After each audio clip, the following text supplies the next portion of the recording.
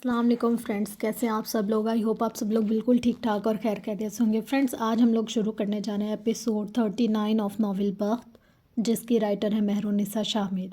हम लोग स्टोरी को स्टार्ट करते हैं। Ready set go. ये एक खूबसूरत और शाहाना से शादी हॉल का मंजर था। रोशनियाँ, कमकमे, खुशकपियाँ, सलीके से सजी मेज़, बादब बैरे और म्यूज़िक का बेहंगम शोर। अलबत्ता इस म्यूज़िक के शोर ज़रा देर को थमा था। ऐसी ही एक मेज़ के गिर्द रखी कुर्सी पर इस वक्त सफ़ीर सुल्तान बैठा था। सुरमई डिनर सूट में मलबूस, बालों को जेल से पीछे को जमाए, भूरी आंखों में चमक लिए वह आज भी इस माहौल पर छाया हुआ था। इसके ऐन सामने महरमा बैठी थी, नीली साड़ी में मलबूस, इसके बालों को खुला छोड़ रखा था, कानों में हीरे और गला खाली था। वो खूबसूरत लग रही थी, अलबत्ता कुछ कुछ मुस्तरिब भी। इसे सफ़ीर की जानिब से खदशे लाहक थे, होते भी क्यों ना। छीनी हुई मोहब्बतें बेसुकूनी तो देती ही हैं। महरमा, क्या सोच रही हो? सफ़ीर ने इसको आसपास देखते हुए पूछा था। खाना मेज़ पर सजा था। महरमा कुछ नहीं बोली। अब इसकी नज़रें सफ़ीर के हाथ पर थी। इसकी एक उंगली में सफ़ेद सोने की अंगूठी थी, जिसे वो हर वक्त पहने रहता था, तब से जब से इसे हाले सुल्तान ने ये अंगूठी पहनाई थी। आज सुबह यही अंगूठी गुम हो गई थी ना, जिसके लिए आप मुझ पर भी चीखे थे। वो इसके हाथ पर नज़र जमाए बोल रही थी। सफ़ीर को ज़रा हैरत हुई। इसने चौंक कर अंगूठी को देखा और फिर इसका चेहरा तारीक पड़ा। मुझे लगा हम आगे बढ़ें, आप मेरे साथ आगे बढ़ें, मैं आपको हील कर रही हूँ, लेकिन वो रुकी, नज़रें उठाकर सफ़ीर को देखा। इसकी आंखों में उदासी थी। हम आज भी वहीं हैं सफ़ीर, स्क्वायर वन पे। हम कभी आगे बढ़े ही नहीं हैं। हाले एक अमर बेल की तरह हमसे चिमट गई है और मैं चाह कर भी इसे दूर नहीं कर पा रही। वो अपनी भूरी आंखें सफ़ीर के चेहरे पर मरकूज़ किए तकलीफ़ से कह रही थी। सफ़ीर ने गैर आरामदा होकर पहलू बदला। You are getting wrong. मैं बस आदी हूँ इस अंगूठी का, ये मेरी उंगली की आदत बन गई। इसके बगैर हाथ अधूरा लगता है। बस यही बात है, अंगूठी के बगैर हाथ अधूरा है और देने वाले के बगैर ज़िंदगी। महर ने तलखी से सर झटका। अब के सफ़ीर को वाज़ेह तौर पर बुरा लगा था। देखो महर, मुझे बातें दोहराना पसंद नहीं है। अगर मैंने कह दिया है कि बस यही है तो इसका मतलब यही है, बस यही बात है। इसके लहजे में ज़रा सी सख्ती ही थी। हाले अब मेरी ज़िंदगी में नहीं है और मैं इसके बगैर आगे बढ़ना हूँ तुम्हारे साथ। मैं मर्द हूँ, अगर इसे याद करना, इससे मिलना चाहूँ या फिर इसके लिए दिल में एक चोर दरवाज़ा बनाना चाहूँ तो तुम्हें कुछ भी पता नहीं लग सकेगा। लेकिन मैं, इसने जताते हुए उंगली से सीने पर दस्तक दी, मैं सफ़ीर सुल्तान तुम्हारे साथ मुखलिस हूँ। महर ने ठहर कर इसको देखा था और फिर इसकी नज़रें फिसल कर सफ़ीर के हाथ पर गईं।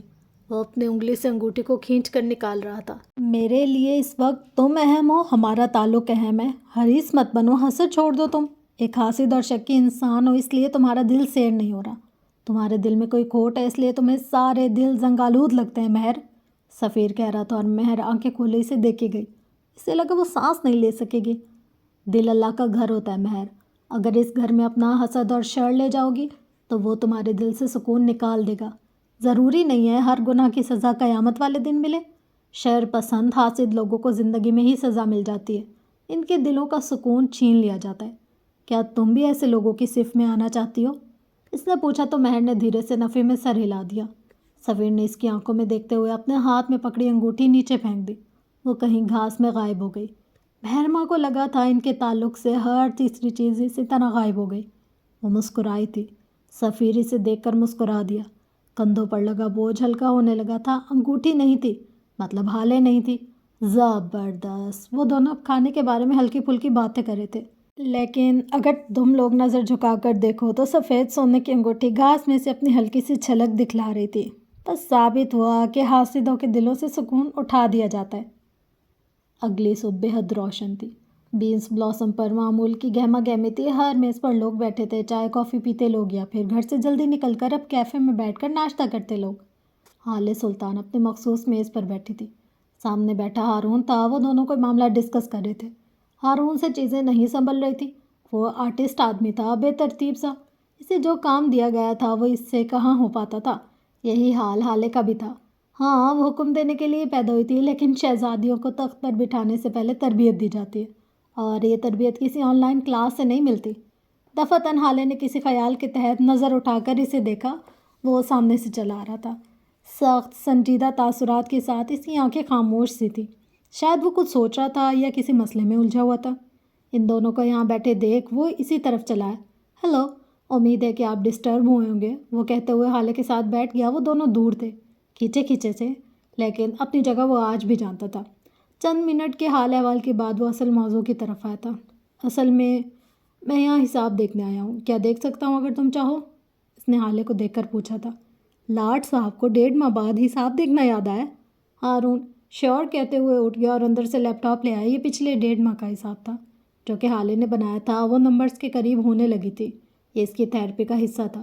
عمر نے صرف 1 منٹ کے لیے سارا حساب دیکھا تھا اور پھر لیپ ٹاپ بند کر کے حالے کے آگے رکھ دیا۔ سنجیدہ نظروں سے ان کو باری باری دیکھا۔ 6 لاکھ نقصان میں جا رہے ہیں آپ لوگ؟ اس نے دھماکہ ہی تو کیا تھا۔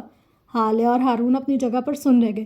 نئی کیٹرنگ، نیا پینٹ، فری کافی کی آفرز اور تنخواہوں کا بونس، یہ سب ہے وجہ۔ وہ اب بھی سنجیدہ تھا۔ نہ آپ سے یہاں مینجمنٹ سنبھل رہی ہے اور نہ ہارون سے آرگنائزیشن۔ کیا بہتر نہیں ہے کہ آپ یہ کام چھوڑ دیں؟ مجھے تو پہلے دن سے پتہ تھا کہ کتنا نقصان ہوگا اور کیا کیا ہو سکتا ہے، وہ بے نیازی سے کہہ رہا تھا۔ اگر تم جانتے تھے تو ہمیں بھی بتا سکتے تھے۔ حالے نے گلہ کیا تھا۔ عمر نے کندھے اچکائے تھے۔ میں کیوں بتاؤں گا؟ جس طرح مجھے سب پتہ ہوتا ہے اسی طرح آپ کو بھی تو ہونا چاہیے تھا۔ کاروبار صرف پیسے سے نہیں چلتا، وقت اور محنت بھی چاہیے ہوتی ہے۔ آپ دونوں نے وہ کی کب ہے؟ حالے نے غیر آرامدہ ہو کر پہلو بدلا تھا۔ تم کہتے تھے مجھے حکم چلانا آتا ہے، کیا اس کے لیے بھی کسی ٹریننگ کی ضرورت تھی؟ حالے نے طنز کیا۔ عمر نے برا نہیں منایا۔ میں نے جو کہا اس پر آج بھی قائم ہوں، لیکن اگر کچھ عقل تم بھی استعمال کر لیتی تو سارے دنیا رک نہ جاتا، وہ جل کر بولا تھا۔ ہاں آپ ملکہ ہیں، لیکن کبھی بھی آپ کو تخت نہیں ملا تھا۔ اب جب ملا تھا تو آپ کو تربیت کی ضرورت تھی۔ پہلے دن سے خود مینیجر بننا ایک انتہائی اہم کانہ فیصلہ تھا۔ تم بھی تو کیشیئر بن کر بیٹھے تھے۔ ہارون کہاں خاموش رہتا۔ عمر نے جتاتی نظروں سے لیپ ٹاپ کو دیکھا۔ میں اگر بیٹھا تھا تو مجھے میرا کام آتا تھا۔ 18 سال کی عمر سے کیشیئر ہوں، حساب دیکھ کر بتا سکتا ہوں کون گھاٹے میں کون نفع میں۔ تم لوگوں کو کیا آتا ہے؟ وہ معصومیت سے پوچھا تھا۔ آپ لوگوں کو کیا لگتا ہے آپ کے پاس پیسہ ہے تو سب سیٹ ہے؟ آپ کامیاب ہو، کیفے پر بیٹھ کر راج کرو گے؟ یہ ڈبل منزل والا کیفے؟ حالے اس کی بات پر جب کسی خواب سے جاگی تھی۔ عمر بہت کچھ کہہ رہا تھا لیکن اس کی ہر آواز بند ہو گئی۔ ڈبل ڈبل ڈبل ڈبل، بس یہی الفاظ اس کے ذہن میں گونجنے لگے۔ اس کی آنکھیں چمک اٹھی تھی۔ تم اپنا بھاشن بند کرو اور یہ بتاؤ اب نقصان پورا کیسے کریں گے؟ ہارون اکتا کر عمر کو ٹوک رہا تھا۔ ڈبل انکم سے جواب حالے کی جانب سے آیا۔ ہارون اور عمر نے ٹھہر کر اسے دیکھا۔ وہ آنکھوں میں چمک لیا آگے کو ہو بیٹھے۔ اس کے گال دہک رہے تھے۔ خوشی ایسی تھی سنگل انکم پر بس گزارے ہوتے ہیں۔ وہ کہنے لگی تھی ہوٹلنگ، ٹریولنگ اور تعاشی کے لیے ڈبل انکم چاہیے ہوتی ہے، اسی طرح نقصان کی بھرپائی کے لیے بھی ڈبل انکم چاہیے ہوتی ہے۔ بات اب بھی ان دونوں کی سمجھ میں نہیں آئی تھی۔ یہ کیفے اور اس کی سنگل انکم ہارون اور میرے لیے کبھی بھی کافی نہیں ہوگی، کجا کہ یہ ہمارے نقصان بھر سکے، وہ ایک شان ایک ادا سے کہہ رہی تھی۔ عمر نے ڈھیر سارا جلنا اندر دبا لیا۔ ہم نقصان اٹھا رہے کیونکہ ہم نے پیسے کو ہی سب سمجھا، لیکن اب ہمارا سارا اسٹاف نیا رکھیں گے ہم، اور یہاں مینجمنٹ ہیڈ رکھیں گے، شیف اور باقی سب بھی، کیونکہ اب ہم اوپر والے پورشن کو بھی استعمال کریں گے۔ Double income. ہارون اور عمر نے اس کو یوں دیکھا جیسے اس کا دماغ چل گیا۔ کیا پاگل ہو گئی ہو؟ جانتی ہو کتنا خرچہ آئے گا؟ اوپر کتنا گند ہے اور کتنا سارے سامان کی ضرورت ہوگی۔ یہ بالکل ایسا ہوگا جیسے ایک نیا کیفے بنانا۔ کہاں سے آئیں گے اتنے پیسے؟ عمر کو تو واقعتاً اس کی دماغی حالت پر شک ہونے لگا تھا، جبکہ ہارون خاموش تھا۔ وہ جانتا تھا حالے نے کچھ نہ کچھ تو سوچ ہی رکھا ہوگا۔ پیسے ہیں میرے پاس، کافی ساری سیونگس ہے میری، مجھے بس ٹائم مینیج کرنا پڑے گا اور نیا اسٹاف ہائر کرنا پڑے گا تاکہ میں ان سے سیکھ سکوں۔ یہ بالکل ایسے ہی ہوگا جیسے ہم اپنے ہی کیفے میں ملازمت کر رہے ہوں۔ اور آخر میں ہلکے سے شانے اچکا کر بولی تھی۔ پھر ایک نظر بجھے ہوئے ہارون اور عمر کو دیکھا۔ اور آج کے بعد تم دونوں بھی کافی اور باقی چیزوں کے لیے پے کرو گے۔ بہت ہو گئی مفت خوری۔ غضب خدا کا، 6 لاکھ گھر سے بھرنا پڑیں گے؟ وہ کانوں کو ہاتھ لگاتے ہوئے اٹھی تھی۔ میں اپنے ہی کیفے میں بل دوں گا، ہارون صدمے سے بولا تھا۔ اور میں اپنی ہی بیوی کے کیفے میں بل دوں گا؟ لے کر دکھانا ذرا۔ عمر کی تو جیسے انا پر بات آ گئی تھی۔ حالے ہاتھ جلاتی آگے بڑھ گئی۔ وہ چلی گئی تو عمر نے ہارون کو دیکھا۔ وہ بھی اسے ہی دیکھ رہا تھا۔ تم بہت اچھے ہو ہارون، एकदम वो नरमी से बोला था। हारून ने बेख्तियार आगे बढ़कर इसका हाथ छुआ, माथा छुआ, फिर पीछे को बेटा। बुखार तो नहीं है, फिर क्यों ऐसी बहकी बहकी बातें करे हो? उमर हंस दिया। साथ जेब से एक चेक निकाल कर इसके आगे रखा। ये तुम्हारे पैसे हैं जो मेरी अम्मा के इलाज पर खर्च हुए। मैं तुम्हारा शुक्रगुजार हूँ। अगर तुम न होते तो मेरी हालत की वजह से वो मुझे अस्पताल से बाहर कर देते, वाइस्तगी से कह रहा था। हारून ने चेक को छुआ तक नहीं। क्या हम दोस्त बन सकते हैं? उमर इसको देखते हुए कह रहा था। हारून ने कुछ लम्हात तक इसकी आंखों में देखा, फिर नफ़े में सर हिला दिया। उमर अब थके थके से अंदाज में मुस्कुराया। उमर हयात को आज तक किसी ने ना नहीं कहा था सुरमई बिल्ले, वो जैसे कुछ जता रहा था। हारून अब सादगी से इसे ही देख रहा था। मैं अगर तुमसे दोस्ती कर लूँगा तो मुझे तुमसे मुखलिस होना पड़ेगा, तुम्हारे लिए दिल से हसद ख़त्म करना पड़ेगा। और वो रुका। एक पल को हलक में ढेर सारा पानी जमा हुआ। और जो तुम्हारे पास है इसे सिर्फ तुम्हारा ही समझना पड़ेगा। तुम्हें इसके साथ खुश देखकर खुश होना पड़ेगा, और मैं ये नहीं कर सकता। इसने ज़ोर ज़ोर से नफ़े में सर हिलाया था। आंखें नम होने लगी थी, दिल के ज़ख्म उधड़ रहे थे। उमर चुपचाप इसे देखेगा। तुम नहीं जानते उमर, मैं इतना अच्छा नहीं हूँ जितना नज़र आता हूँ। जब मैं तुम्हारे पास वो देखता हूँ जो मेरा नहीं हुआ तो मेरा दिल करता है तुम किसी ट्रक के नीचे आकर मरो। वो बेबसी से बोला था। इसके लहजे में नफ़रत नहीं थी, गुस्सा भी नहीं था, बस रकाबत थी। मेरे लिए तुम कल के मरते आज मरो, बल्कि अगर हाले की खुशी का ख्याल ना होता तो मैं अपने हाथों से तुम्हारा गला घोंटता। अब बताओ, क्या मैं ऐसा हासिल दिल लेकर तुम्हारा दोस्त बन सकता हूँ? हम दोस्त नहीं बन सकते उमर, कभी नहीं, वो कहते हुए उठा था। सांस बंद होने लगा। अब मज़ीद वो शख्स इससे बर्दाश्त नहीं कर सकता था। उमर के चेहरे पर कोई भी तासुरात नहीं है। तुम चाहे मुझे दोस्त मानो या ना मानो, मैं तुम्हारा ही एक तरफा दोस्त हूँ। आहत से उमर ने पीछे से हाँक लगाई थी। कई लोगों ने मुड़ मुड़ कर इसको देखा था। हारून सुनी अनसुनी करता बाहर निकल गया। हाँ, मेरी मौत चाहता है, गज़ब खुदा का। ऐसे हासिदों की वजह से तो अपना सदका उतारता रहता हूँ, वो हाले से बड़बड़ाया था। और अगर हाले यहाँ होती तो क्या कहती? फ़हीम मिर्ज़ा को ऑफिस एसी की ठंड की वजह से यख था। खिड़की के ब्लाइंड से आती रोशनी पावर सीट पर बैठे फ़हीम के चेहरे पर पड़ रही थी और इसके आगे लकड़ी की मेज़ थी। मेज़ के इस पार शम्स सुल्तान बैठा था। इन दोनों के चेहरे बिजनेस मुलाकात जैसे थे, बस अपना अपना फ़ायदा सोचते हुए चेहरे, बस किसी न किसी तरह अपना होता नुकसान किसी और के सर डालते चेहरे। वो दोनों एक दूसरे को गहरी नज़रों से देख रहे थे। बिल आखिर फ़हीम ने कहने का आगाज़ किया। आखिर तुम्हें क्या ज़रूरत थी शम्स ये नीलामी वाला शोशा छोड़ने की? जब हम दोनों के दरमियान एक मुआहदा हो चुका था, सब तय था, तो फिर आखिर क्यों? फ़हीम नाखुश लगता था। शम्स ने गहरी सांस भरी। फ़हीम, तहम्मुल से काम लो। इस जगह पर मीर की नज़र थी। अगर मैं तुम्हें बेच देता तो क्या जानते नहीं हो वो हम दोनों के साथ क्या करता? ना हम रहते और ना ही वो जगह। फिर अब तुम आखिर क्या करोगे? शम्स, मीर के होते हुए मेरी तो इतनी औकात नहीं है कि इस ज़मीन को ख़रीद सकूं। फ़हीम झुंझलाया था। शम्स ने इसे धीरज रखने को कहा था। तुम अकेले कभी भी इस ज़मीन को ख़रीद नहीं सकते। सो अब तुम ये करो कि 4 और लोगों को अपने साथ मिला लो और एक टीम बनकर नीलामी में आओ। तुम रेट बढ़ाते जाना और मीर वाज कभी भी घाटे का सौदा नहीं करता। जब वो देख लेगा कि ये ज़मीन इसके लिए मौजूद नहीं है तो वो खुद ही पीछे हट जाएगा। फ़हीम अब भी तज़ब्ज़ुब का शिकार लग रहा था। कुछ था जो अब भी बुरा लग रहा था, लेकिन वो कुछ कह नहीं सकता था। मीर वाज फरीद के आगे इसकी इतनी औकात नहीं थी। वो दोनों अब किसी दूसरे मामले को डिस्कस करने लगे थे। दीवार पर लगे एसी अपनी ठंडक में इजाफा करता चला गया। शाम को कोई 6 बजे का वक्त था जब हाले सुल्तान की गाड़ी इसके घर के पार आकर रुकी। चौकीदार ने दरवाज़ा खोला था, लेकिन वो गाड़ी अंदर नहीं ले जा सकी। वजह इसके साथ आकर रुकने वाली उमर की गाड़ी थी। वह छम्बे से गाड़ी से उतर आई। वो भी सामने से चला आया था। इसके हाथ में हाले का पर्स था और वो इसके करीब आकर रुका। अपना पर्स भूल गई थी आप? वेटर ने मुझे दिया, चेक कर लें, रकम पूरी है। वो पर्स इसके आगे करता बोला था। हाले ने पर्स नहीं खोला। जवाबन वो कुछ कह रही थी, लेकिन उमर ने नहीं सुना। वो चौकीदार को देखता हुआ आ गया था। इसकी नज़रें मशकूक थी और ज़बान जैसे मचल कर कहना चाहती थी, मुझे सब पता होता है। वो ऐन इसके आगे आकर रुका था। करक चेहरे और बड़ी बड़ी मूँछों वाला कोई 40-45 बरस का शबीर अहमद। नाम क्या है तुम्हारा? उमर इस वक्त एक तफ्तीशी अफसर की माने लग रहा था। इसकी आंखें एक्सरे करी थी और एक मर्द की आंखें दूसरे मर्द की आंखों का एक्सरे बखूबी कर लेती हैं। सर, शबीर अहमद, वो बोला तो इसकी आवाज़ हल्की थी और उमर दावे के साथ कह सकता था वो अदाकारी कर रहा था। इसकी आवाज़, इसका लहजा इसके चेहरे के साथ मेल नहीं खाता था। शनाख्ती कार्ड दो अपना, और घर कहाँ है तुम्हारा? पहले क्या करते थे? उमर तो मानो इसके हलक में हाथ डालकर सब उगलवा लेना चाहता था। شبیر نے اپنا کارڈ نکال کر عمر کے آگے کیا۔ سر، پہلے خیر پور میں رہتا تھا، اب میری بیوی بچوں کے ساتھ یہیں کراچی میں رہتا ہوں۔ وہ اب بھی ہلکی بادب آواز میں بول رہا تھا۔ حالے بس چپ چاپ کھڑی رہی۔ عمر نے اس کے کارڈ کو دونوں جانب سے دیکھا اور پھر کارڈ اس کے حوالے کیا۔ خیر، تم خیر پور سے ہو، پھر یہاں مستقل پتے کی جگہ پہ نواب شاہ کیوں لکھا ہے؟ کراچی میں رہتے ہو تو عارضی پتے کی جگہ پہ حیدرآباد کیوں لکھا ہے؟ پاگل بنا رہے ہو مجھے؟ ہاں، وہ سختی سے استفسار کر رہا تھا۔ شبیر احمد کا حلق تک سوکھ گیا۔ اب حالے کی برداشت ختم ہو چکی تھی۔ اس نے عمر کا ہاتھ پکڑا اور اندر کی طرف جانے لگی وہ اس کے پیچھے کھنچتا چلا گیا۔ حالے نے پورچ میں آ کر اس کا ہاتھ چھوڑا۔ اس کے چہرے پر برہمی تھی۔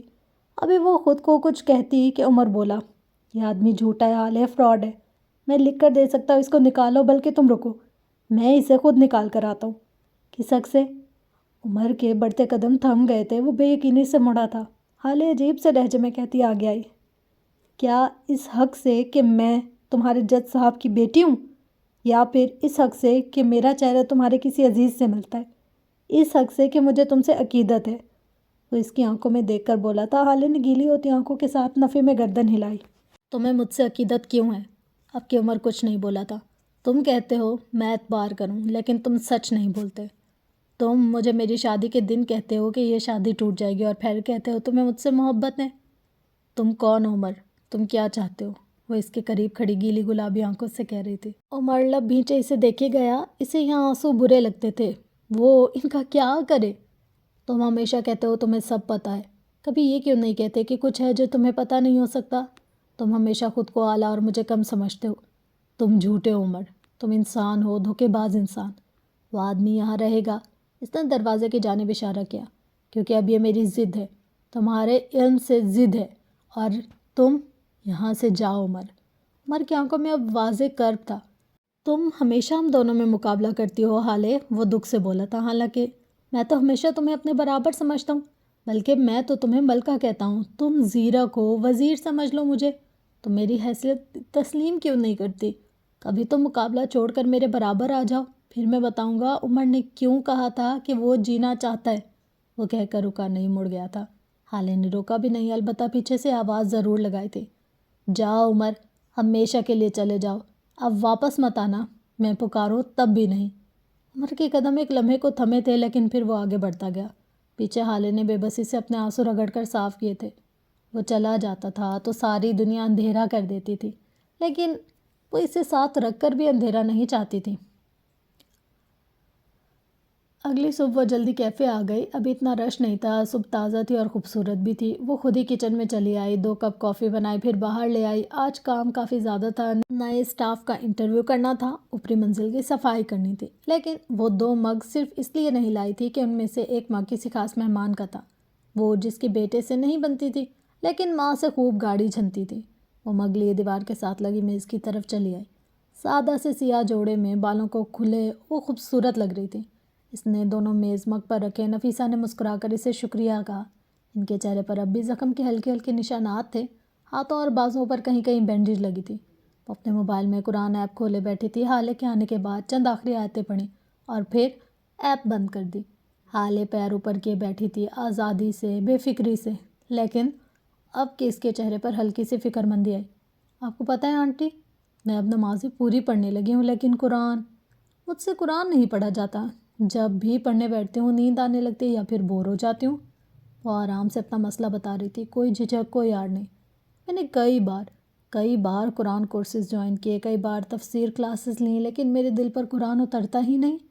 نفیسہ یک ٹوک غور سے اسے دیکھتے رہی۔ تمہارے اور قرآن کے بیچ کیا آتا ہے؟ انہوں نے ڈائریکٹ سوال کیا تھا۔ حالے ایک پل کو گڑبڑائی تھی۔ اس کے اور قرآن کے بیچ؟ ہر انسان کو قرآن تک آنے کے لیے اپنے کسی نہ کسی بت کو توڑنا ہوتا ہے حالے۔ قرآن کیا ہے؟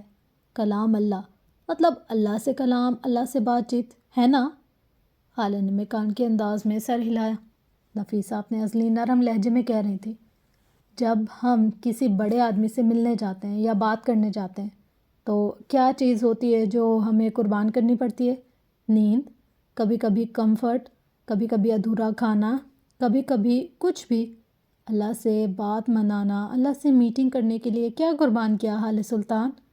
اور یہاں حالے گنگ رہ گئی، کہنے کو کچھ بچا ہی نہیں۔ شیطان نمازوں کو روکنے پر اتنا زور نہیں لگاتا جتنا قرآن نہ پڑھنے پر لگاتا ہے۔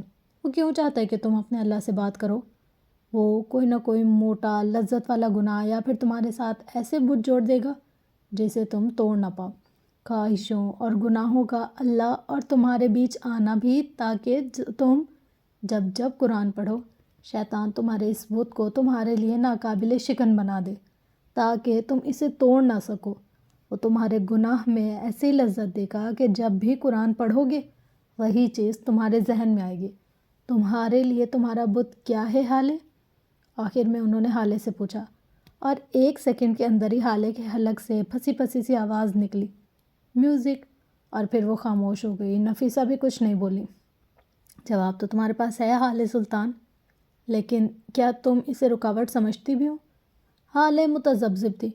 آنٹی، میوزک بذات خود ایک برائی کیسے ہے؟ اس طرح میرے کئی دوست ہیں جو میوزک سنتے ہیں، بلکہ میرا ایک دوست ہے وہ سنگر ہے، لیکن وہ بہت اچھا قرآن بھی پڑھتا ہے۔ پھر آپ کیسے کہہ سکتی ہیں کہ میرے اور قرآن کے درمیان میوزک ہے؟ نفیسہ نے نرم نظروں سے اسے دیکھا تھا۔ تمہارے اس دوست نے قرآن کے لیے کچھ اور چھوڑا ہوگا، اس کا بت کوئی اور چیز ہوگی، میوزک سے بڑا اور زیادہ پرستش مانگنے والا بت۔ یاد کرو تمہارے دوست نے کیا چھوڑا تھا؟ حالے کے ذہن میں یکدم ایک جھماکا سا ہوا تھا، ایک بجلی کا کوندا سا جو لپکا تھا۔ وہ پورنوگرافی کا ایڈکٹ تھا۔ اس کے لبوں سے پھنسی پھنسی آواز نکلی۔ پھر ایک دن اس نے توبہ کی تھی اور اگلے دن سے وہ قرآن پڑھنے لگا تھا۔ حالے کسی خواب کسی کیفیت میں کہہ رہی تھی، مطلب اسے واقعی اب اپنا بت توڑنا پڑے گا؟ مطلب واقعی ہر انسان کا خدا تک جانے کا راستہ ایک بت سے گزرتا ہے؟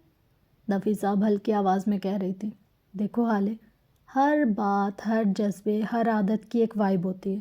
میوزک کی وائب کیا ہے؟ جب ہم کوئی دکھی گانا سن لیتے ہیں تو ہمیں لگتا ہے جیسے ساری دنیا کے دکھ ہمارے ہو گئے ہیں، جیسے سارے ظلم، ہر زیادتی ہمارے ساتھ ہوئی ہے، اور یہ چیز ہمیں خود ترس اور مایوس بنا دیتی ہے۔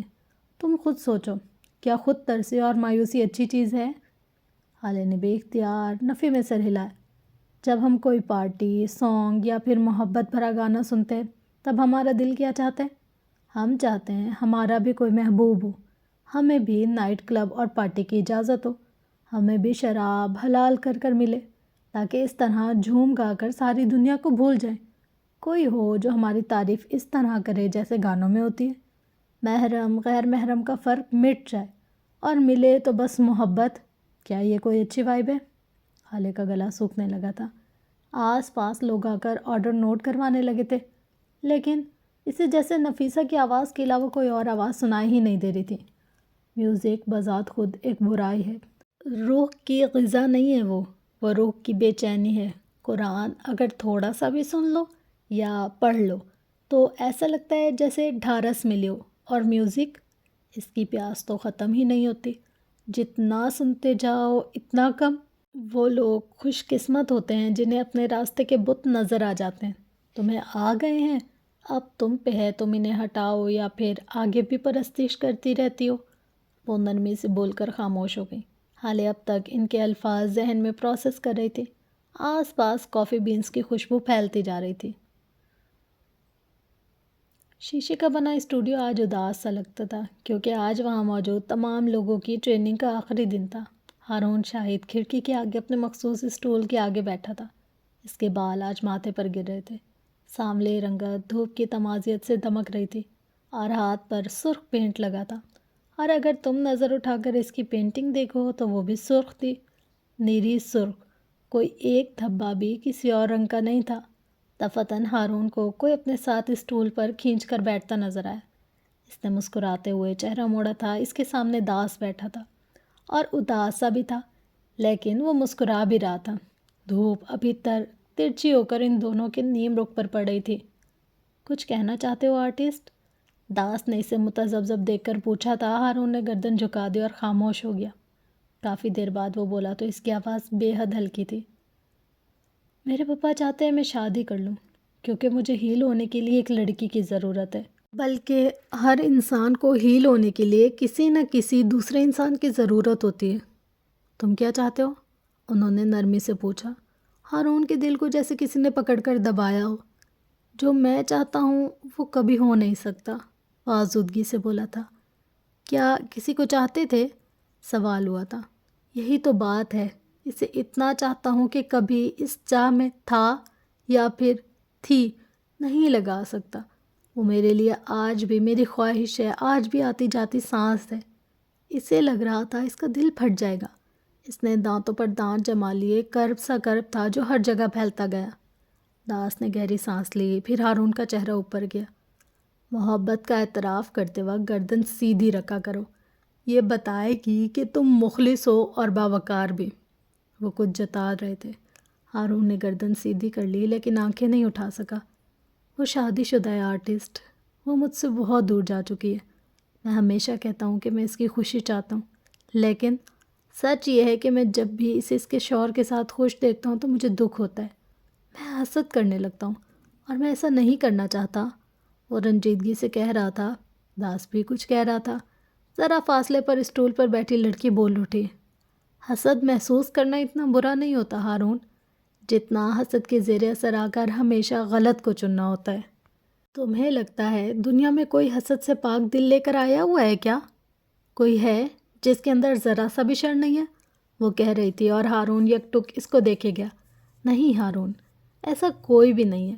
حسد اور شر ہر انسان کے اندر ہے، کوئی انسان پرفیکٹ نہیں ہے۔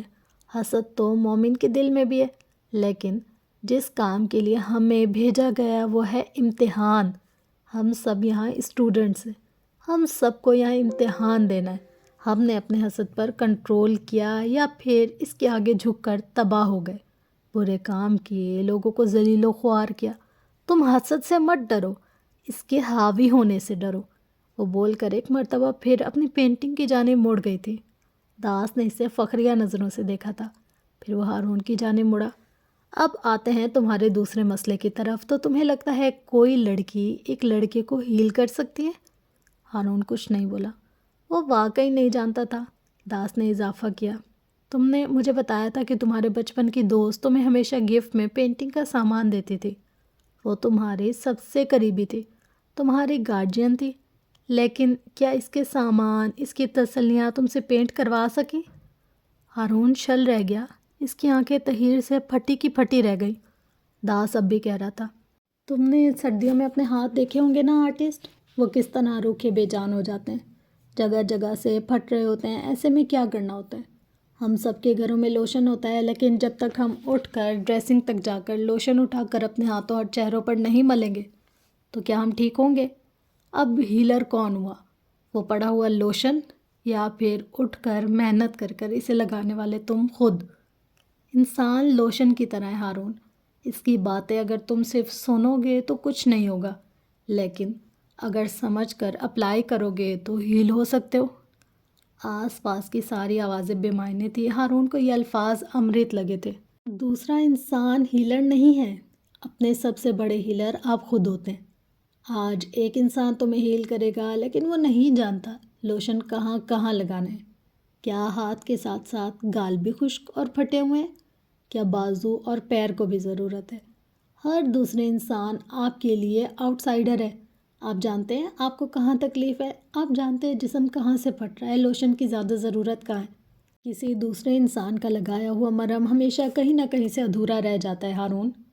مطلب کوئی عورت کسی مرد کو ہیل نہیں کر سکتی ہے نا؟ ہارون نے تائید چاہی تھی، داس نے سر ہلایا تھا۔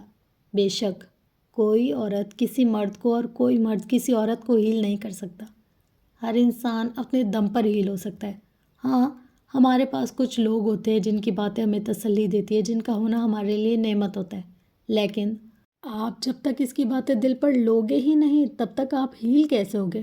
تمہاری دوست کی کئی سالوں کی باتیں اس کی گفٹ تم سے پینٹ نہیں کروا سکے کیونکہ تمہارے دل نے ان باتوں کو لیا ہی نہیں۔ تم نے پینٹ کیا کیونکہ تم چاہتے تھے۔ اگر تمہیں ہیل ہونا ہے تو سب سے پہلے تمہیں یہ چاہنا ہوگا۔ وہ اس کا کندھا تھپک کر اٹھ کھڑے ہوئے۔ ہارون کے کندھے سے بوجھ سرک گیا، وہ ہلکے دل کے ساتھ مسکرایا تھا۔ بالآخر کلفت ظاہر ہونے لگی۔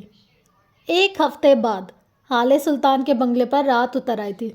آج حسن سلطان منزل میں تھا۔ اماں کی طبیعت خراب تھی اور ہارون کو حالے نے خود ہی کچھ دن پہلے منع کر دیا تھا، مناسب نہیں لگتا تھا اس کا یہاں رہنا۔ اس وقت گلابی رنگ کے نائٹ سوٹ میں ملبوس، بالوں کا ڈھیلا جوڑا بنایا اپنے کمرے میں بیڈ پر بیٹھی کوئی کتاب پڑھ رہی تھی جب اس کے فون پر کوئی کال آنے لگی۔ حالے نے ذرا حیرت سے موبائل کو دیکھا تھا۔ کسی غیر شناسا نمبر سے کال آ رہی تھی۔ اس نے کال پک کر لی۔ ہیلو، وہ محتاط سی بولی تھی۔ یہاں سے چند میل دور اپنے کمرے میں فرش پر بیٹھے یاقوت مرزا کی حالت ابتر تھی۔ اس کی آنکھیں سرخ تھیں۔ اس نے موبائل کان سے لگا رکھا تھا اور آنسو ٹوٹ ٹوٹ کر فرش پر گرے تھے۔ میں واپسی چاہتا ہوں۔ اس کی آواز زکام زدہ تھی۔ حالے کال کاٹ دینا چاہتی تھی لیکن نہ جانے کیوں وہ ایسا نہیں کر سکی۔ اس کے ذہن میں کچھ اور چل رہا تھا۔ میں واپس آنا چاہتی ہوں آنٹی، میں تھک گئی ہوں، بہت تھک گئی ہوں، مجھے اللہ چاہیے، مجھے واپسی چاہیے، توبہ چاہیے۔ وہ پھوٹ پھوٹ کر رو رہی تھی۔ تمہیں میرا نمبر کہاں سے ملا؟ حالے نے ہتھیار ڈال دیے تھے۔ یاقوت نے اس کی بات کا جواب نہیں دیا، وہ اپنی کہے گیا۔ میں بہت ٹوٹ گیا ہوں حالے، میرے آس پاس بدبو ہے، تعفن ہے، گھٹن ہے، میرا دل چیچک زدہ ہے، میں روز مر رہا ہوں، میری 6 صورتیں مجھ سے، میری 6 صورتیں واپس چاہیے مجھے، میرا قرآن واپس چاہیے۔ وہ پھوٹ پھوٹ کر رو رہا تھا۔ سارے کمرے میں اس کی سسکیاں گونج رہی تھی۔ بیڈ پر لیٹی اس کی بیوی کی آنکھوں سے چند آنسو ٹوٹ کر کن پٹی میں جذب ہوئے تھے۔ بچپن سے جس کی ایک مسکراہٹ کے لیے کئی جتن کیے ہوں، اس کی اداسی دل چیر رہی تھی۔ کیا میرے لیے کوئی واپسی کی راہ ہے؟ کیا میرا سوری قبول ہو جائے گا؟ کچھ کہو، اللہ کا واسطہ ہے، کچھ کہو۔ کیا میرے لیے واپسی کی کوئی راہ ہے آنٹی؟ کیا مجھے اللہ معاف کرے گا؟ میں کہاں جاؤں؟ اس گھٹن اور گلٹ کو لے کر کہاں جاؤں آنٹی؟ وہ روتے ہوئے بول رہی تھی۔ مجھے میری روح سے گھن آ رہی ہے، بدبو آ رہی ہے، مجھے وہ راستہ بتائے جو میری واپسی کا ہو۔ نفیسہ اب ٹھہر ٹھہر کر کچھ کہہ رہی تھی۔ اپنے بیڈ پر بیٹھی حالے میں کام کے انداز میں نفیسہ کے الفاظ دہرائے گئی۔ جب تک تمہارے جسم میں سانس ہے، ہر طرح کی واپسی ممکن ہے۔ تم واپس آ سکتے ہو یاقوت، تمہارا سوری قبول ہو جائے گا۔ جیسے اس کے حلق میں بہت ساری گرہیں لگی تھی، جیسے سب کا سوری قبول ہو جاتا ہے۔ یاقوت نے آنکھیں بند کر لی۔ سکون تھا جو سارے دل میں اتر گیا۔ حالے نفیسہ حیات کے الفاظ دہراتی گئی۔ ہر بدبو، ہر تعفن سب ختم ہو جائے گا۔ روح کا غسل توبہ ہے، تم ایک بار توبہ کر لو، سب ٹھیک ہو جائے گا۔ وہ روبوٹک مشینی انداز میں کہہ رہی تھی، دل کا رواں رواں کانپ رہا تھا۔ دوسری جانب یاقوت نے ایک زکام زدہ سانس اندر کھینچی۔ اس کے چہرے پر ڈھیروں ملال اتر آیا۔ میں بہت برا ہوں حالے، میں بہت برا ہوں، اللہ کے سامنے کیسے جاؤں گا میں؟ وہ مجھ سے ناراض ہے، میں ایک ریپسٹ ہوں، میں نے زنا کیا، شراب پی، ساری زندگی اللہ کی نافرمانی کی، میں اللہ کے پاس کیا لے کر جاؤں؟ وہ بے بسی سے ہونٹ کاٹتے ہوئے کہہ رہا تھا۔ میں نے اللہ کو نہیں مانا، اللہ کی نہیں مانا آنٹی، میں نے نماز چھوڑ دی، میں نے قرآن چھوڑ دیا، میں اللہ سے کیا کہوں گی؟ وہ موبائل کے چوکھٹے میں نفیسہ کو دیکھتے ہوئے کہہ رہی تھی۔ وہ کوئی مایوس سی لڑکی لگتی تھی، گیلی گلابی آنکھیں اور متورم چہرہ۔ میں بہت بری ہوں آنٹی، میں کہاں جاؤں گی؟ اللہ کے پاس کیا لے کر جاؤں گی؟ کوئی نیکی، کوئی اچھی بات میرے پاس کچھ بھی نہیں ہے۔ وہ شکستہ تھی، ہاری ہوئی۔ نفیسہ نے جواب میں کچھ کہا تھا، حالے اب بھی وہی سب دہراتی جا رہی تھی۔ تم اللہ کے پاس 3 چیزیں لے کر جاؤ، توبہ، معاف کیے جانے کی امید اور وعدہ۔ یاقوت کی آنکھوں میں حیرت سی آ گئی۔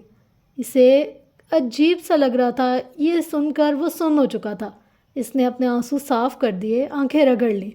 حالے کہے جا رہی تھی، توبہ تمہاری روح کو صاف کر دے گی، امید تمہیں جینے اور مزید معافی مانگنے پر موٹیویٹ کرے گی، اور وعدہ تمہیں اللہ سے معافی دلوائے گا۔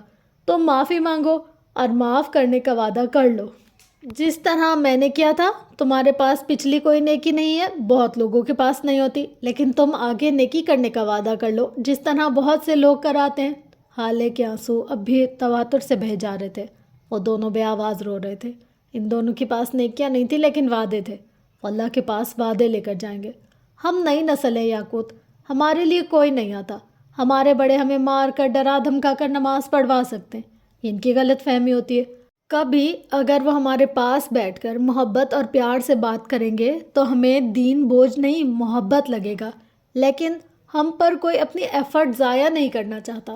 وہ باقاعدہ ہچکیوں کے ساتھ رو رہی تھی۔ کیا تم مجھے معاف کر سکتے ہو حالے؟ یاقوت کی بات پر وہ تھم گئی۔ کیا اللہ مجھے معاف کرے گا آنٹی؟ وہ گیلی نم آنکھوں سے پوچھ رہی تھی۔ اور اگر کرے گا تو مجھے کیسے پتہ چلے گا؟ نفیسہ مسکرا دی۔ جس دن اللہ تمہارے پاس کسی انسان کو سوالی بنا کر بھیجے گا، اس دن سمجھ لینا تمہارا امتحان ہے۔ اگر تم نے معاف کر دیا تو خدا بھی معاف کرے گا۔ نہیں، وہ شرطیں نہیں رکھتا، لیکن وہ تمہارا ظرف دیکھتا ہے۔ اللہ معاف کرنے والوں کو معاف کر دیتا ہے۔ تم معاف کرنا سیکھو حال سلطان۔ بتاؤ نا، کیا تم مجھے معاف کر سکتی ہو؟ وہ رنجیدگی اور ایک آس کے تحت پوچھ رہا تھا۔ بیڈ پر لیٹی اس کی بیوی کی آنکھیں زخمی ہوئیں۔ حالے نے ایک نظر چھت کو دیکھا۔ پرانی حالے نے ڈپٹا تھا۔ معاف نہ کرنے کی 100 وجوہات بتائیں تھی، لیکن وہ ہر خیال ذہن سے جھٹک گئی اور پھر دھیرے سے ہاں میں سر ہلا دیا۔ میں نے تمہیں معاف کیا یاقوت، میں نے تمہیں اللہ کے لیے معاف کیا۔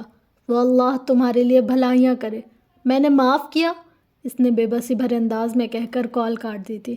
آنسو بھل بھل بہہ رہے تھے۔ دوسری جانب یاقوت مرزا کے اندر بھی ایک گہری تقویت اتری تھی۔ وہ بہتے آنسوؤں کے ساتھ اٹھا تھا۔ اگلے کئی لمحوں میں اس نے خود کو باتھ روم میں واش بیسن پر جھکا ہوا دیکھا۔ آنسوؤں کی وجہ سے منظر دھندلا تھا۔ وہ وضو کرنا بھول چکا تھا۔ اس نے بس منہ ہاتھ دھویا اور باہر آ گیا۔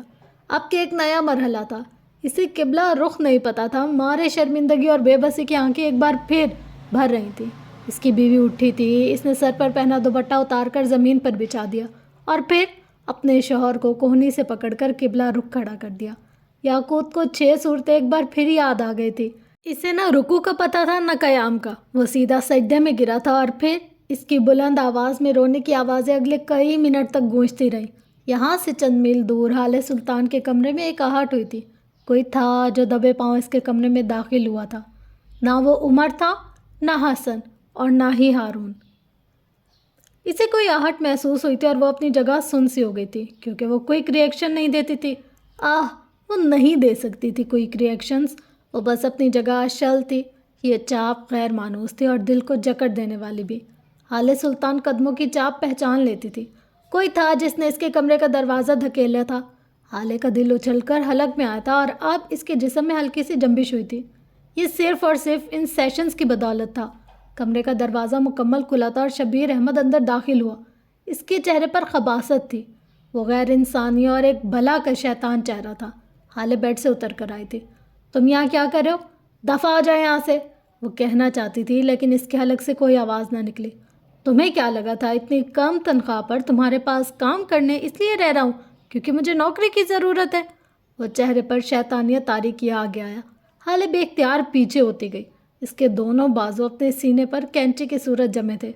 پہلے دن سے مجھے تمہارا حسن چاہیے تھا، تم چاہیے تھی۔ تمہارے جیسی بد زبان اور اکھڑ لڑکیاں میرا پہلا وار ہوتی ہیں۔ وہ اس کے بہت قریب چلا آیا تھا۔ حالے سن سی دیوار سے لگی کھڑی رہی۔ بیڈ کے ساتھ والی دیوار جیسے ہی شبیر نے اس کا بازو پکڑنے کی کوشش کی، حال سلطان نے نہ جانے کیوں اور کیسے ایک زوردار تھپڑ اس کے چہرے پر دے مارا تھا۔ شبیر ذرا پیچھے کو ہوا۔ حالے نے اسے کسی بھی قسم کا موقع دیے بغیر بیڈ کی سائڈ ٹیبل پر پڑا گلدان اٹھایا اور آگے آتے شبیر کے سر پر دے مارا۔ وہ لڑکھڑا کر نیچے گرا تھا۔ خون کی ایک پتلی لکیر اس کے ماتھے سے بہہ رہی تھی۔ وہ فرش پر گرا تھا۔ کئی لمحے اس کی آنکھیں بے یقینی سے پھٹی رہیں۔ جسم ہلکی سی جنبش کرتا رہا اور اگلے ہی کئی لمحے اس کی آنکھیں چھت سے جا لگیں۔ اس کی کن پٹی پر لگنے والا زخم جان لیوا تھا۔ حال سلطان سے قتل ہو گیا تھا اس کی زندگی کا پہلا اور شاید آخری قتل۔ وہ گلدان ہاتھ میں لیے پھٹی پٹی نظروں سے اس ساکت ہوئے وجود کو دیکھے گئی۔ اس کا جسم کانپ رہا تھا۔ آنکھیں سرخ ہو گئی تھی۔ وہ بس ساکن تھی، شل تھی۔ حال سلطان اپنی زندگی کی سب سے بڑی غلطی کر چکی تھی۔ اس کی آنکھوں میں خوف تھا۔ وہ دھیرے دھیرے زمین پر بیٹھتی چلی گئی۔ گھٹنے سینے سے لگائے، بازو اپنے گرد لپیٹے، وہ خوفزدہ لگتی تھی، بے یقین اور شاکڈ بھی۔ نہ اس کی آنکھیں آنسو بہا رہی تھیں اور نہ اس کے حلق سے آواز نکل رہی تھی۔ وہ بس شاکڈ تھی۔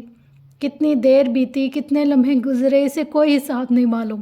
کافی دیر بعد اس نے پھر اسی طرح بیٹھے بیٹھے بیڈ پر دھرا اپنا موبائل اٹھایا۔ اس کے ہاتھ کانپ رہے تھے، چہرہ سفید تھا۔ وہ مر رہی تھی یا پھر شاید مر چکی تھی۔ قتل آپ کے اندر کچھ نہ کچھ ضرور مار دیتا ہے، یا تو دل یا پھر ضمیر۔ اس نے کانپتی انگلیوں سے عمر حیات کا نمبر ڈائل کیا تھا۔ یہ طے تھا کہ چاہے اس کے ساتھ کچھ بھی ہو جائے، پہلی کال عمر حیات کو ہی جائے گی۔ گھنٹی جا جا کر پلٹ رہی تھی، وہ کال نہیں اٹھا رہا تھا۔ حالے دھڑا دھڑ اسے کال ملاتی رہی۔ وہ بالکل ایک روبوٹ جیسی لگ رہی تھی، بے جان، بے تاثر۔ اس کا انداز مشینی تھا۔ اب کی بار کال اٹھا لی گئی۔ وہ بستر پر اوندھے منہ پڑا سو رہا تھا۔ غائب دماغی سے موبائل کان سے لگا رکھا تھا۔ عمر، اس نے بے بسی سے پکارا تھا۔ عمر تم آ جاؤ پلیز۔ اچانک رونے لگی تھی۔ مجھ سے قتل ہو گیا عمر، عمر آ جاؤ پلیز آ جاؤ عمر۔ اور اب کہ عمر کو اپنے سارے جسم سے سانس نکلتی محسوس ہوئی۔ وہ ایک جھٹکے سے اٹھ بیٹھا تھا، حالانکہ سسکیاں اب بھی گونج رہی تھی۔ عمر کو بس قتل کا لفظ سنائی دے رہا تھا۔ اس نے پیر بستر سے نیچے اتارے تھے۔ کون تھا؟ بس 2 لفظ، بس یہی 2 لفظ پوچھے تھے۔ اس نے موبائل پر، اس کا ہاتھ کانپا تھا۔ اس نے پیر نیچے رکھ کر اٹھنا چاہا، لیکن اسے اپنے آگے اندھیرا سا پھیلتا محسوس ہو، نہ جانے کیوں اس کا سارا جسم کانپ رہا تھا۔ شبیر، میں نے شبیر کو مار دیا، وہ اٹک اٹک کر کہہ رہی تھی۔ وہ میرے کمرے میں، عمر، اس نے مجھے ہاتھ لگانے کی، عمر میں نے اسے مار دیا۔ وہ پھوٹ پھوٹ کر روتے ہوئے بے ربط الفاظ ادا کر رہی تھی، اور حالے کو اندازہ نہیں ہوا کہ اس کی بات پر عمر بھی مر گیا تھا۔ اس کے پیر میں چپل نہیں تھی۔ وہ اندھا دھند باہر بھاگا، کوئی اس کی بیوی کے کمرے میں گھسا تھا، کسی نے اسے ہاتھ لگانے کی کوشش کی تھی۔ عمر کو آج پتہ چلا تھا موت کیا ہوتی ہے۔ وہ اپنے کمرے میں، اپنے گھر میں نہیں تھا، کہیں دور آیا ہوا تھا کسی کام سے، اور یہاں سے حالے کا گھر 1.5 گھنٹے کی دوری پر تھا۔ اس نے موبائل کان سے لگا رکھا تھا، ننگے پیر وہ ہوٹل کی راہداریوں میں بھاگتا نظر آ رہا تھا۔ میری بات سنو حالے، تم دوسرے کمرے میں جاؤ اور کمرہ لاک کرو اندر سے۔ وہ اب پارکنگ ایریا کی طرف جا رہا تھا اور دل زور زور سے دھڑک رہا تھا۔ اگر وہ آدمی مرا نہ ہوا تو؟ میں کچھ نہیں کروں گی عمر، میں کہیں نہیں جاؤں گی، بس تم آ جاؤ پلیز آ جاؤ، وہ ضدی بچے کی طرح روتے ہوئے کہہ رہی تھی۔ عمر نے اپنے چہرے کو گیلا ہوتا محسوس کیا۔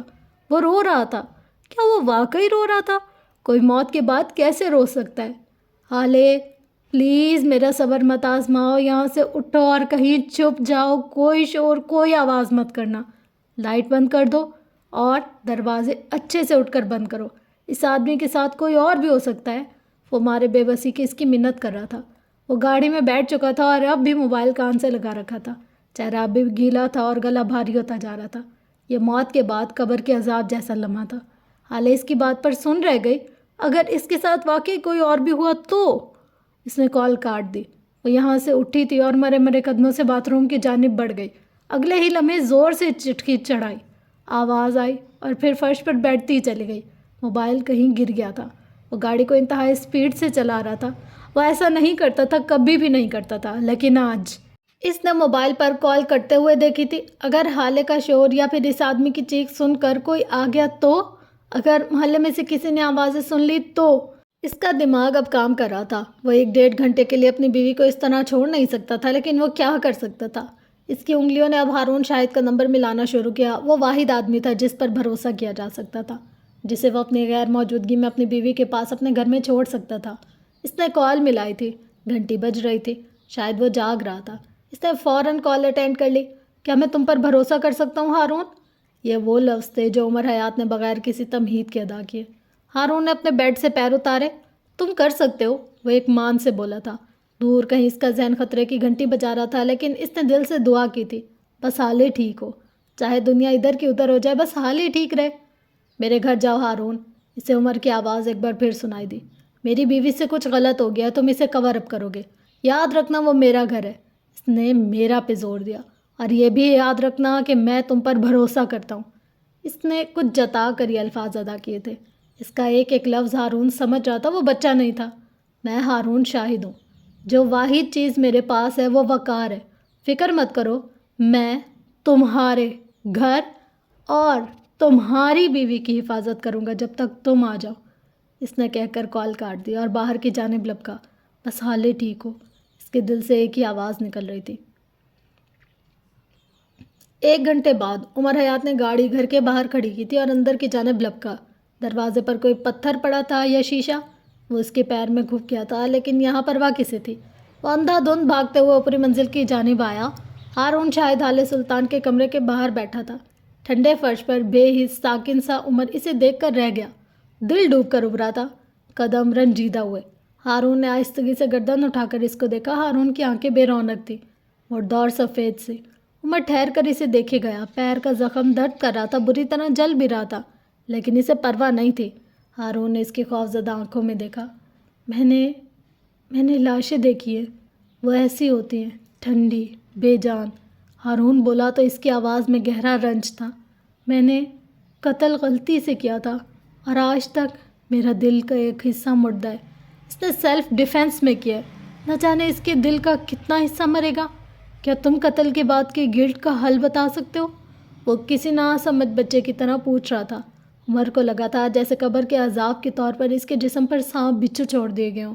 وہ گہرا سبز پڑا تھا۔ حالے کہاں ہے؟ اس نے الفاظ توڑ توڑ کر ادا کیے۔ ہارون نے ہاتھ لمبا کر اندر کی جانب اشارہ کیا اور پھر سر کو گھٹنوں پر گرا دیا۔ وہ جانتا تھا قتل کا گلٹ کیا ہوتا ہے۔ عمر اندر کمرے میں چلا آیا تھا، وہاں لاش نہیں تھی۔ شاید ہارون اسے کہیں اور پھینک آیا تھا۔ وہ محتاط قدم اٹھاتا آگے بڑھا تھا، دفتن وہ رکا۔ باتھ روم کے دروازے کی چٹکنی کھلنے کی آواز آئی۔ اندر موجود لڑکی نے اس کے قدموں کی چاپ پہچانتے ہوئے دروازہ کھول دیا تھا۔ وہ باہر نکل آئی تھی، کمرے میں موجود ہلکی سی روشنی میں اس کی روئی روئی آنکھیں۔ عمر نے اس کو دیکھا اور پھر وہ سانس نہیں لے سکا۔ اس کی آنکھیں وہ آنکھوں میں تاریکی نہیں دیکھ سکتا تھا۔ وہ اسے اندھیرے میں نکالنے کی تگ و دو میں تھا اور اب تو اس نے خود کو ایک گہری کھائی میں دھکیل دیا تھا۔ تاریک، گھپ اندھیرا۔ کئی لمحات وہ دونوں اپنی اپنی جگہ پر کھڑے رہے۔ حالے مردہ آنکھوں سے اسے دیکھ رہی تھی اور عمر اس کی آنکھوں میں بس فکر تھی۔ گلٹ تھا، شاید غصہ بھی، لیکن بے بسی ان سب پہ بھاری تھی۔ اس نے حالے کی جانب قدم بڑھائے تھے۔ 1 2 3۔ وہ ہر بڑھتے قدم کے ساتھ اپنی دھڑکن کو تیز ہوتا محسوس کر رہی تھی۔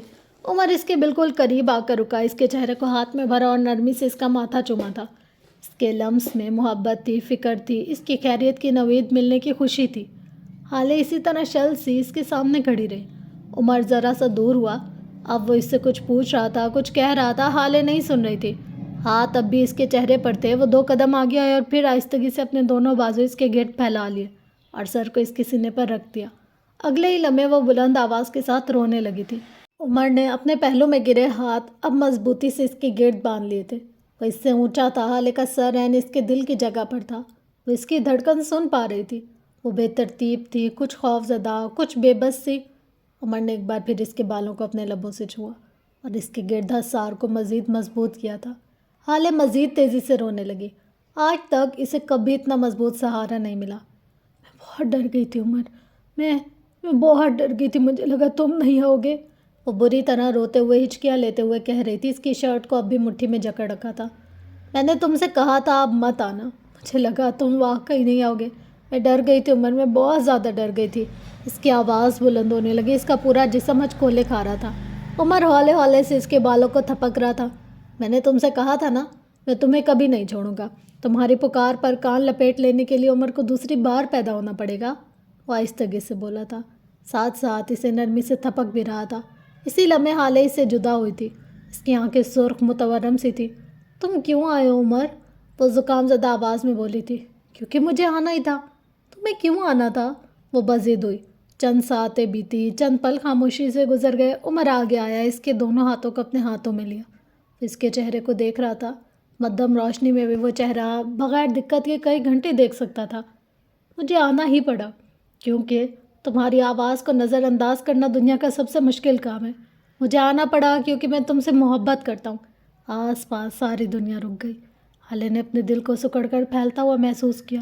میں تم سے محبت کرتا ہوں اتنی کہ تمہیں میرا قتل بھی معاف ہے، وہ دھیمی آواز میں بول کر اسے خاموش کرا گیا۔ حالے ٹکٹکی باندھے اسے ہی دیکھے گئی۔ مجھے آنا پڑا کیونکہ میں تمہارے ساتھ جینا چاہتا ہوں، اس لیے نہیں کہ تم جج صاحب کی بیٹی ہو، اس لیے بھی نہیں کہ تمہارا چہرہ میرے کسی عزیز سے ملتا ہے۔ وہ رکا، اس نے حالے سلطان کی آنکھوں میں دیکھا۔ اس لیے کیونکہ میں تم سے محبت کرتا ہوں، اس نے ایک ایک لفظ پر زور دیا تھا۔ مجھے آنا پڑا because you are the woman I love with all my heart. کیا اب بھی کسی سوال کی گنجائش ہے؟ وہ اس کے ہاتھ کو تھامے اس کی آنکھوں میں دیکھتے اسے مسمرائز کر گیا تھا۔ حالے سانس تک نہ لے سکی، پلک تک نہ جھپک سکی۔ مجھ سے قتل ہو گیا عمر، وہ بولی تو اس کی آواز میں جیسے پچھتاوے تھے، جیسے وہ بھی ساتھ جینا چاہتی تھی، لیکن دیر ہو گئی تھی۔ آنکھیں ایک بار پھر بھیگ رہی تھیں۔ وہ آدمی زندہ ہے، عمر نہیں جانتا تھا اس نے یہ جھوٹ کیوں بولا، لیکن ایک چیز تھی جو وہ نہیں کر سکتا تھا، وہ حالے کو تاریکیوں میں نہیں دھکیل سکتا تھا۔ کیا تم سچ کہہ رہے ہو؟ حالے کی آنکھوں میں امید چمکی تھی۔ اس نے عمر کے ہاتھ مضبوطی سے تھام لیے تھے۔ کیا وہ واقعی؟ تم نے دیکھا؟ تم نے خود دیکھا عمر؟ وہ زندہ ہے نا؟ وہ بڑی بے قراری اور بے چینی سے پوچھ رہی تھی۔ عمر نے سر ہلا دیا، دل پر بوجھ بڑھ گیا تھا۔ وہ قتل نہ صحیح، قتل چھپانے والوں میں شمار ہو رہا تھا، اسے یہ نہیں بننا تھا، لیکن شاید وہ صحیح کہتا تھا۔ حالے کے معاملے میں وہ بے بس ہے۔ وہ زندہ ہے حالے، میں نے یہاں آتے ہوئے اس کو دیکھا، وہ بس بے ہوش ہوا ہے۔ ہارون نے اس کو دوسرے کمرے میں پھینک دیا۔ میں سب فکس کر لوں گا، تمہیں مجھ پر یقین ہے نا؟ وہ اس کی آنکھوں میں دیکھتے ہوئے یقین دہانی چاہتا تھا۔ حالے نے گیلی نم آنکھوں سے گردن اس بات میں ہلا دی۔ اسی لمحے چوکھٹ پر ہارون نمودار ہوا۔ وہ شاید باہر بیٹھا ساری باتیں سن چکا تھا۔ اس نے عمر کو دیکھا، اس کی آنکھوں میں ملامت تھی۔ عمر نے دھیرے سے اس بات میں گردن ہلا دی، جیسے کہہ رہا ہو ہارون کہہ دو وہ زندہ ہے۔ ہارون کے گلے میں کچھ اٹکا تھا، نمکین پانی یا شاید پھر گلٹ۔ اس نے نفی میں سر ہلایا، جیسے کہہ رہا ہوں نہیں۔ اس نے عمر سے رخ پھیر لیا۔ اب وہ حالے سے کچھ کہہ رہا تھا، کچھ تسلی بخش، کچھ اچھا نرم سا۔ ہارون چوکھٹ میں کھڑا رہ گیا۔ پہلے بس قتل کرنے کا گلٹ تھا، آج کے بعد اس کے اعمال ناموں میں قتل چھپانے کا گلٹ بھی شامل ہونے والا تھا۔ وہ ایسا نہیں چاہتا تھا۔ کیا کرے، کہاں جائے؟ کچھ گھنٹے بعد رات کے کوئی 2 بجے کا وقت تھا جب لیل حالے کے گھر پر آئی تھی۔ اس کی رنگت اڑی ہوئی تھی، چہرہ زرد تھا۔ اس نے آتے ساتھ حالے کو گلے لگایا۔ عمر حیاتی سے حالے کے ساتھ چھوڑ کر ہارون کے ساتھ شبیر کی لاش لے کر نکلا تھا۔ حالے نہیں دیکھ سکی وہ شبیر کو کس طرح لے گیا تھا، لیکن اسے یقین تھا اگر عمر کہہ رہا ہے وہ زندہ ہے تو پھر زندہ ہوگا۔ سب سے پہلے وہ اسے ہارون کے فارم ہاؤس پر لے گئے تھے۔ وہاں ایک کمرے میں جعلی ہسپتال کے کمرے جیسا سیٹ اپ تیار تھا۔ یہ کمرہ ہارون کے نانا کی بیماری کے وقت تیار کیا گیا تھا، جب نوال اپنے بھائی اور ابا کے ساتھ یہاں رہا کرتی تھی۔ ان کے ابا کسی لاش کی مانند اس بستر پر 4 ماہ تک پڑے رہتے۔ عمر نے ایک لاش کو ہی اس بستر پر لٹا دیا۔ چند تصاویر اور ویڈیوز کے بعد وہ کمرے سے باہر نکل آیا۔ اب اس کا رخ لان کی جانب تھا۔ ہارون نے دروازے کی چوکھٹ پر اس کو کونے سے پکڑ کر روکا۔ اس کی آنکھیں سرخ تھی، کچھ التجا کرتی ہوئی۔ قتل گلٹ ہے، اسے حق ہے کہ اس گلٹ کو سہے۔ وہ بس اتنا ہی بولا تھا۔ عمر نے آرام سے اپنا بازو چھڑوایا۔ اسے اپنے اندھیرے سے نکلنے میں بہت وقت لگا ہے، میں دوبارہ اسے گلٹ میں مرتا ہوا نہیں دیکھ سکتا۔ اس کی آواز ہلکی اور مستحکم تھی۔ تم جھوٹ بول رہے ہو، دھوکہ دے رہے ہو؟ میں وہی کر رہا ہوں جو مجھے آتا ہے۔ میں فیملی پرسن ہوں، اگر میرے ایک جھوٹ سے میرا گھر بچ سکتا ہے تو ہزاروں بار بولوں گا۔ اور اچھا ہوا اسے حالے نے مارا، ورنہ حالے کی قسم میں اپنے ہاتھوں سے اسے مارتا۔ آخر میں وہ ایسی سختی سے بولا کہ اس سے خوف آیا جائے۔ میں تمہارے ساتھ نہیں ہوں اور میں تمہارا ساتھ نہیں دوں گا۔ میں حالے سے جھوٹ نہیں بولوں گا، ہارون نے فیصلہ کن لہجے میں کہا تھا۔ کیا مجھے تمہارے لان میں ایک قبر کی جگہ مل سکتی ہے؟ عمر نے جیسے اس کی بات سنی ہی نہ ہو۔ ہارون کچھ نہیں بولا تھا۔ عمر کو اس کا جواب چاہیے بھی نہیں تھا، وہ فیصلے کر کے آیا تھا اور اب وہی کرنا تھا جو وہ چاہتا تھا۔ کچھ وقت بعد وہ لان کی مٹی کھودتا نظر آ رہا تھا۔ اس کے انداز میں جارحیت تھی، وہ جیسے کوئی جنونی سا ہو رہا ہو۔ ہارون بس اسے دیکھے گیا، نہ مدد کی نہ کچھ کہا، بس سینہ گھٹنوں سے لگا اس کے قریب بیٹھا رہا۔ عمر حیات کا چہرہ بے تاثر تھا۔ وہ اب بھی اسی سلک کے نائٹ سوٹ میں تھا، ڈھیلی ڈالی شرٹ اور پاجامہ۔ وہ کھدائی کرتے ہوئے مکمل ہانپ گیا تھا۔ اس کے سیاہ بال پسینے سے اس کے ماتھے پر چپک گئے تھے۔ گڑھا تیار تھا۔ اس نے ایک نظر ہارون کو دیکھا۔ نماز جنازہ پڑھو گے یا اس میں بھی تکلیف ہے؟ ہارون نے تکان سے اس کو دیکھا تھا۔ اس کی آنکھوں میں اب بھی التجا تھی، جیسے وہ روک رہا ہو۔ عمر بیلچہ پھینک کر اس کے قریب چلا آیا تھا۔ ہارون نیچے گھاس پر بیٹھا تھا۔ عمر گھٹنوں پر ہاتھ رکھے اس کی جانب جھکا۔ وہ ایک آدمی ایک گینگ سے تعلق رکھتا تھا، ہارون، ایک ایسا گینگ جو بے سہارا اکیلی عورتوں کے گھروں میں جا کر چند دن نوکری کرتے تھے اور پھر اس کے چند دن بعد وہ اس عورت کے ساتھ زیادتی کر کے اس کا تمام قیمتی مال لوٹ کر چلے جاتے تھے۔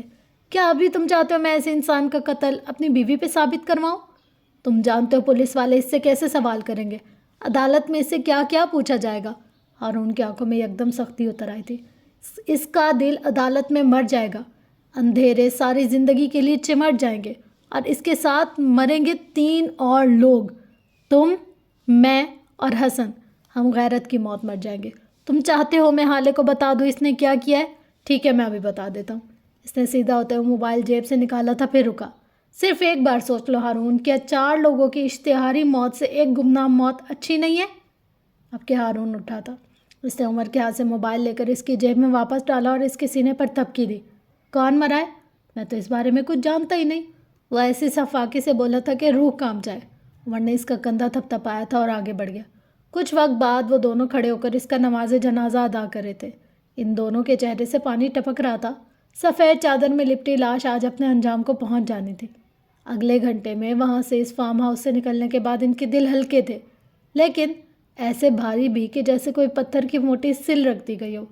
سیاہ رات اپنی سیاہی سمیٹے آہستہ آہستہ سرک رہی تھی۔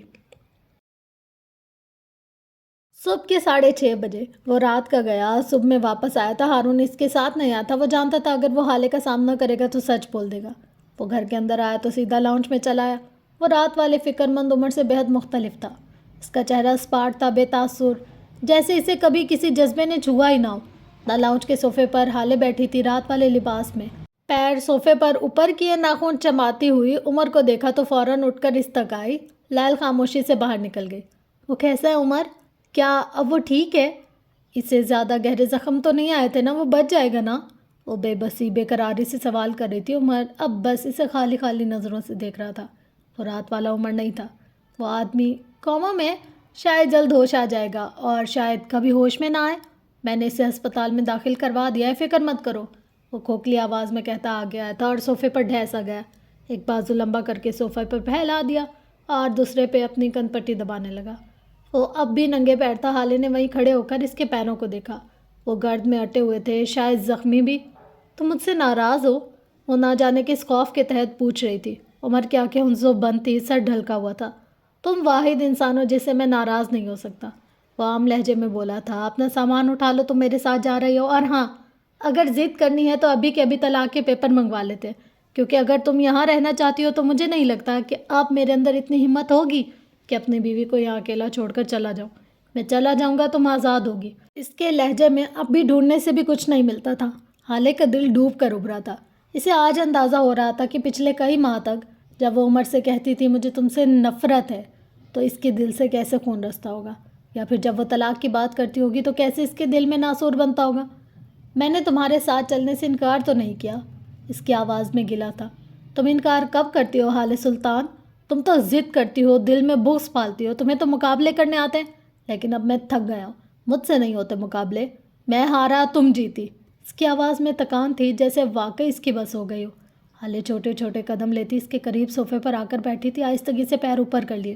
عمر نے جو بازو لمبا کر رکھا تھا، حالے نے اس کی بھیجی ہوئی مٹھی کھولی۔ وہ بغیر کسی حرکت کے اسی طرح سر گرائے پڑا رہا۔ حالے نے اس کی ہتھیلی پر چہرہ رکھا اور پھر آنکھیں بند کر لیں۔ مجھے سونا ہے پلیز، وہ آنکھیں بند کیے منت کے انداز میں بولی تھی۔ عمر کے چہرے پر زخمی سا تاثر آیا، لیکن وہ ہاتھ کھینچ نہیں سکا۔ وہ بس اسی طرح ساکت نیم دراز پڑا رہا۔ حالے تھوڑی ہی دیر میں بھاری سانسیں لینے لگی۔ وہ سو گئی تھی، اس کی ہتھیلی پر سر رکھے سو گئی تھی۔ وہ اس کے بہت قریب تھی، لیکن عمر جانتا تھا آج کے بعد ان دونوں کے درمیان بے حد فاصلے آنے والے تھے۔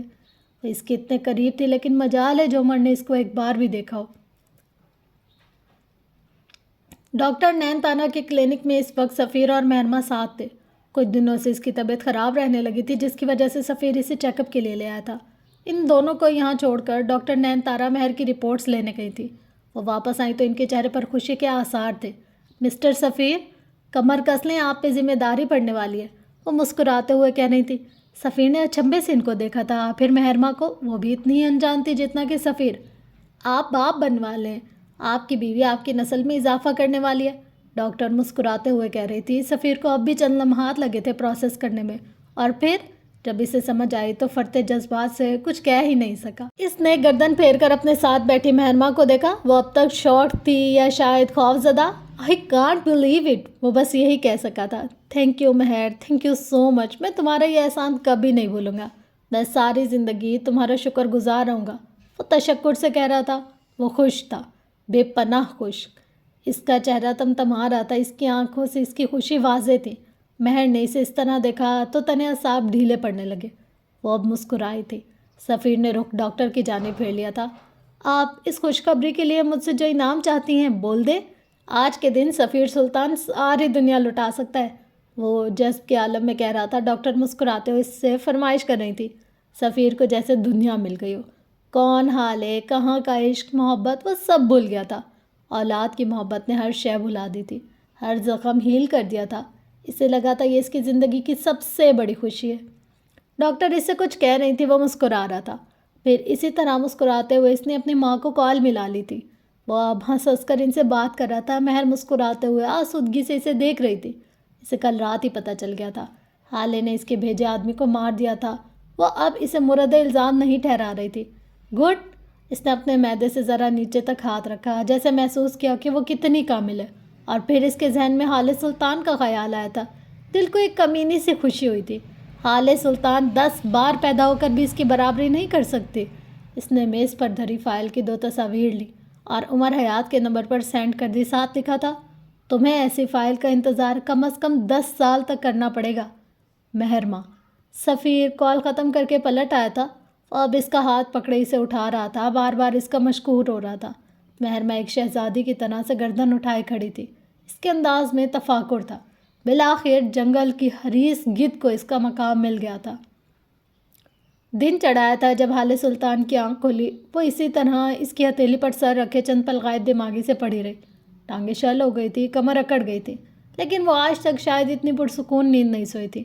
وہ چند پل اسی طرح خاموش پڑی رہی۔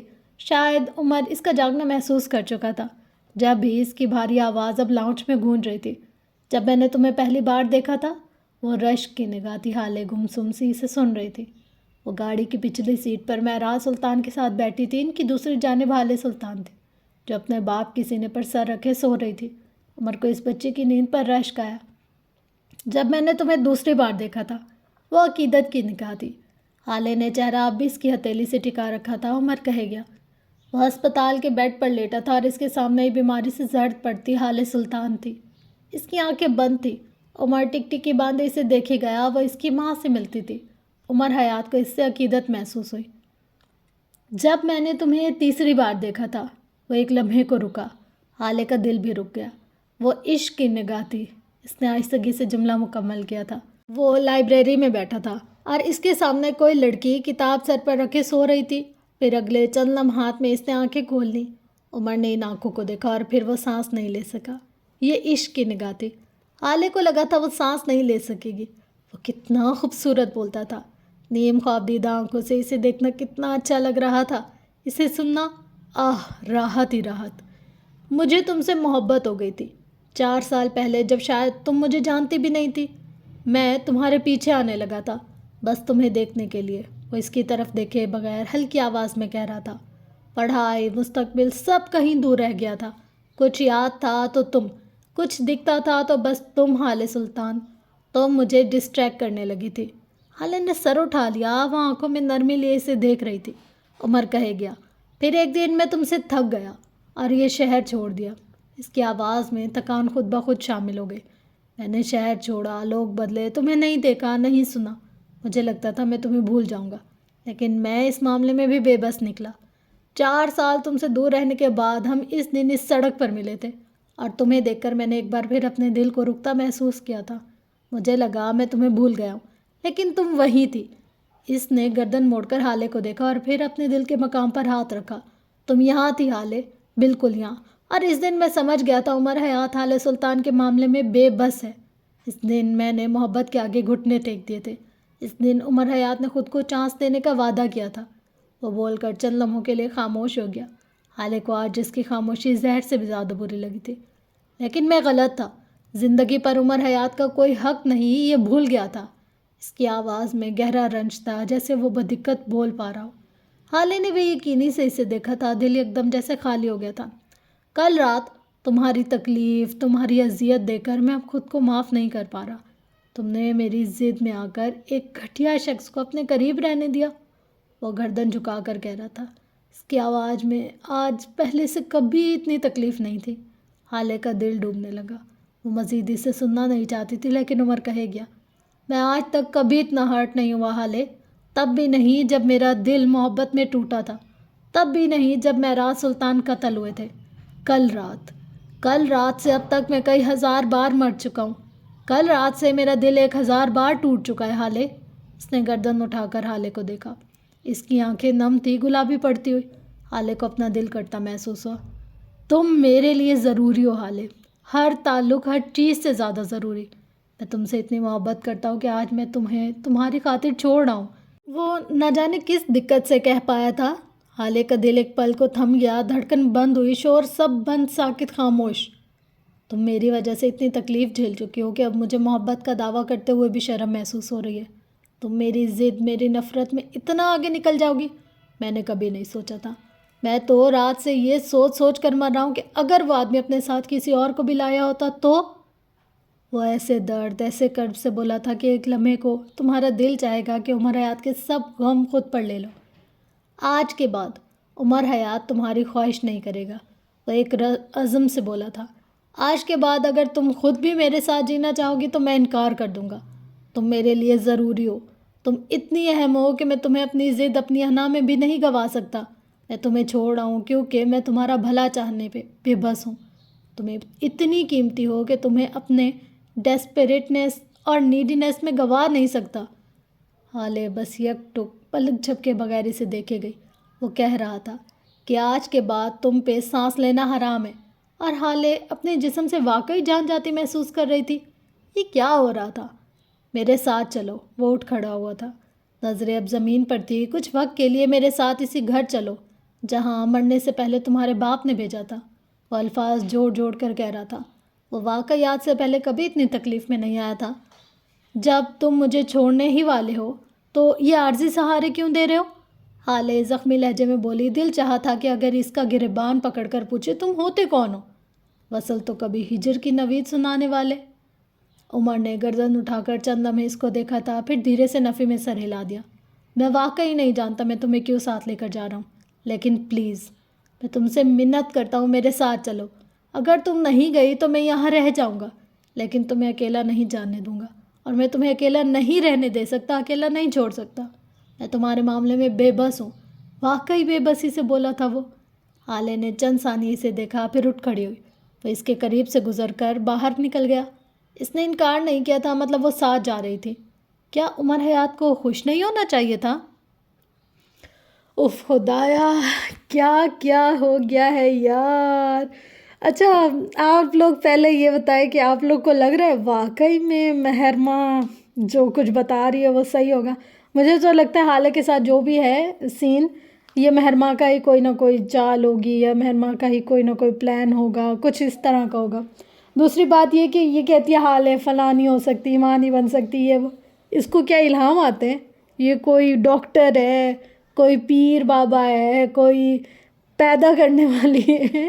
مطلب اس کے ساتھ کیا ہے کہ اس کو یہ ایک کنفرمیشن ہے؟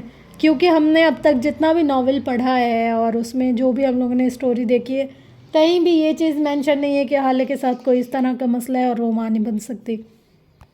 میں نے تو بہت ساری جگہ پر یہ فوکس کرنے کی کوشش کی ہے کہ کہیں کوئی ایک آدھ ہنٹ مل جائے کہ کس بات کے بہاف پہ یہ بولتی ہے کہ یہ ماں نہیں بن سکتی یا کچھ اس طرح کا، پر مجھے کچھ بھی سمجھ میں بھی نہیں آیا، اور مجھے اسٹوری میں کچھ اس طرح کا دکھا بھی نہیں ہے کہ کہیں کوئی یہ لکھا ہو کہ بھائی حالے کے ساتھ یہ مسئلہ اور اس کو ایکسپیکٹیشن نہیں ہو سکتی.